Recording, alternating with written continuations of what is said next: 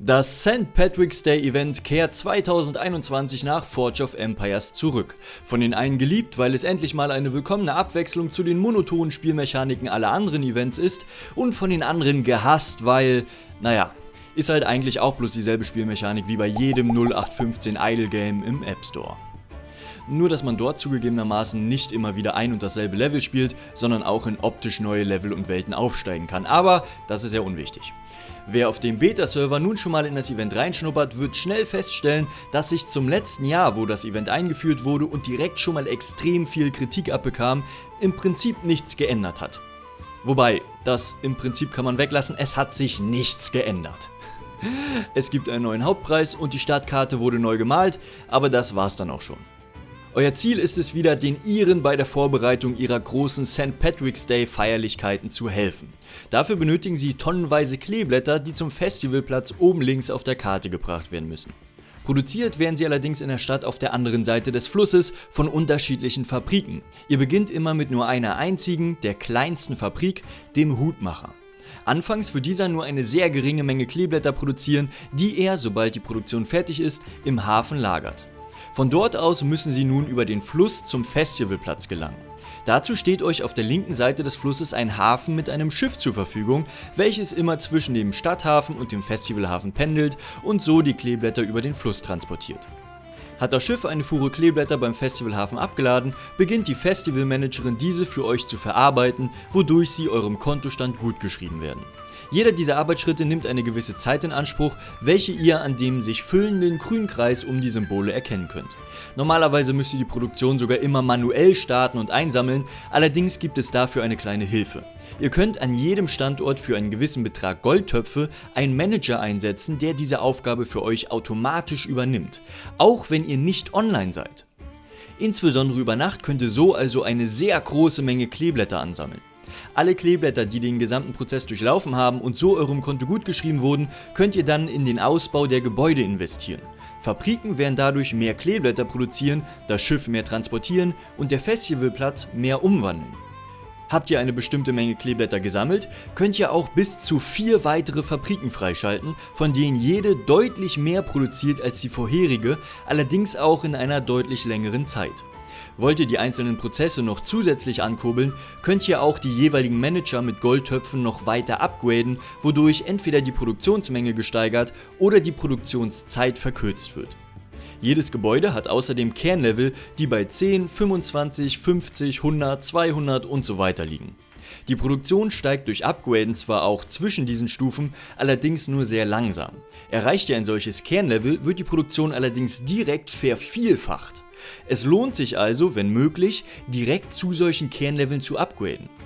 Wie weit ihr bei allen Gebäuden mit euren aktuellen Kleeblättern kommt, seht ihr, wenn ihr den Max-Haken aktiviert. Nun wird euch überall angezeigt, um wie viel Level ihr mit einem Klick upgraden würdet, und der grüne Fortschrittsbalken im Hintergrund zeigt euch, wie viel Fortschritt das zum nächsten Kernlevel ist. Wollt ihr wieder nur einzelne Level upgraden, deaktiviert ihr den Haken einfach. Geht euch das alles trotzdem noch zu langsam, könnt ihr über die Stoppuhr oben links auch mit Goldtöpfen den Ertrag von einem bestimmten Zeitraum sofort kaufen. Dieser wird euch dann auch direkt gut geschrieben, sodass ihr ihn einsetzen könnt. Allerdings werden diese Kleeblattsummen eben mit eurer aktuellen Konfiguration der Gebäude berechnet. Umso höher diese also bereits ausgebaut sind, umso mehr Kleeblätter erhaltet ihr auch für denselben Preis Goldtöpfe. Das direkt am Anfang in Anspruch zu nehmen, wäre also etwas unklug. Dieses ganze Prozedere ist letztendlich aber einfach nur dafür da, damit ihr Fortschritt für euren Hauptpreis sammelt. Jeder dritte Hauptpreis wird auch wieder ein Upgrade-Kit für das neue Gebäude sein.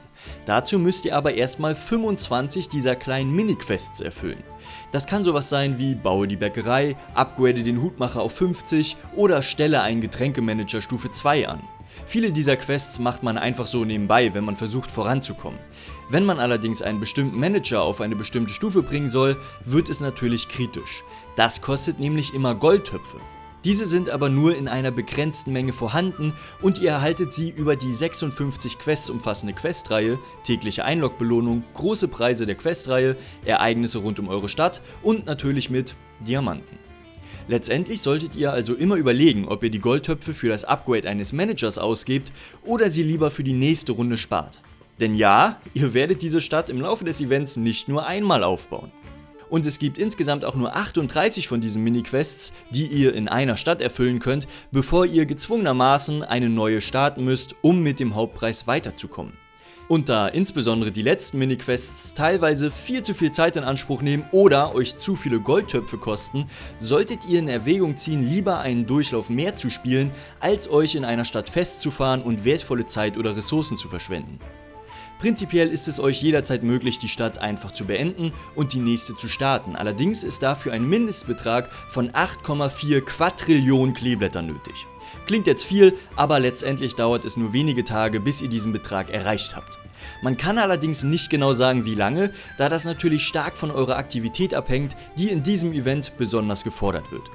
Habt ihr eine Stadt abgeschlossen, könnt ihr euch dann eine von 6 Kisten kostenlos aussuchen, wo eine der oben aufgeführten Belohnungen drin steckt.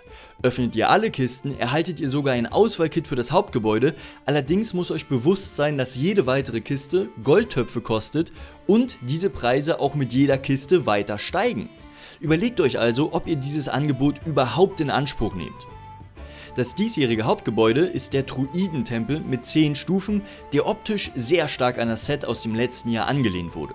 Dieser bringt euch auf 5x4 Feldern dann Bevölkerung, Münzen, 20 Güter und bis zu 28% Verteidigung der angreifenden Armee. Letzteres ist jedoch stark zeitalterabhängig, im Hochmittelalter bringt er beispielsweise nur 16%. Außerdem gibt er die Chance auf entweder 25 weitere Forge-Punkte, 25 Güter, Medaillen oder Vorräte zu den hier aufgeführten Chancen. Doch kann man den überhaupt voll ausgebaut kriegen? Wir rechnen das jetzt mal durch, aber seid euch bitte bewusst, dass ich diese Rechnung kurz nach Start des Events auf dem Beta-Server erstellt habe. Sie muss also weder genau noch endgültig sein. Gehen wir davon aus, dass auch wie letztes Jahr jeder dritte Preis ein Kit für das Hauptgebäude ist, brauchen wir neben den Meilensteinen der Questreihe noch 7 weitere Kits, also 19 Hauptpreise. Das bedeutet wiederum 475 Mini-Quests, die erfüllt werden müssen. Wie gesagt, in den 38 verfügbaren Mini-Quests sind einige dabei, die ihr auf keinen Fall erfüllen solltet, da sie entweder zu teuer oder zu langwierig sind. Da aktuell noch nicht alle Quests bekannt sind, kann ich nur vermuten, dass dies auch wieder dieselben sind wie letztes Jahr. Also beispielsweise upgrade deine Feuerwerksfabrik auf Stufe 75, sammle 16 Quadrillionen Kleeblätter oder upgrade einen Manager auf Stufe 3 oder 4. Letzteres kann zwar durchaus hilfreich sein, aber meiner Meinung nach nur beispielsweise beim Hafen oder dem Festivalplatz und dort, wenn dann auch möglichst früh. Sagen wir also, ihr macht nur 30 der 38 möglichen Quests pro Runde. Dann müsst ihr 16 Städte während des Events abschließen. Pro Stadt bleiben euch so bei 21 Tagen Eventlaufzeit gerade mal etwas über 1 Tag pro Stadt. Das ist zugegebenermaßen ziemlich eng geplant. Aber das haben wir auch letztes Jahr bereits gesagt und viele haben das Set trotzdem vollständig oder wenigstens fast vollständig ausgebaut bekommen, sodass man auf keine wertvollen Effekte verzichten musste. Blöderweise gibt's dieses Jahr halt nur ein Hauptgebäude und kein Set, wo man bei dem einen oder anderen Gebäude mal auf ein Upgrade-Kit verzichten könnte. Hoffen wir also einfach mal, dass wir von dem Balancing wieder überrascht werden und trotzdem der Großteil der Spieler das Gebäude wenigstens einmal voll ausbauen kann. Definitiv notwendig ist dazu aber, denke ich, dass ihr keine Goldtöpfe zum Fenster rauswerft, beispielsweise durch unnötig hohe Upgrades im Manager oder das Öffnen der Kisten nach Stadtabschluss. Dann hoffe ich jedenfalls, euch hat dieses Video auch wieder weitergeholfen. Schreibt mir gerne in die Kommentare, ob ihr zu Fraktionen gehört, die sich auf das Event freuen oder dem eher abgeneigt gegenüberstehen, oder ist es euch vielleicht sogar komplett egal und ihr lasst es einfach auf euch zukommen. Ich freue mich auf eure Kommentare und natürlich auch wieder über jeden Like und jedes Abo, was ihr da lasst, um nichts mehr zu verpassen. Bis dahin aber erstmal, ciao.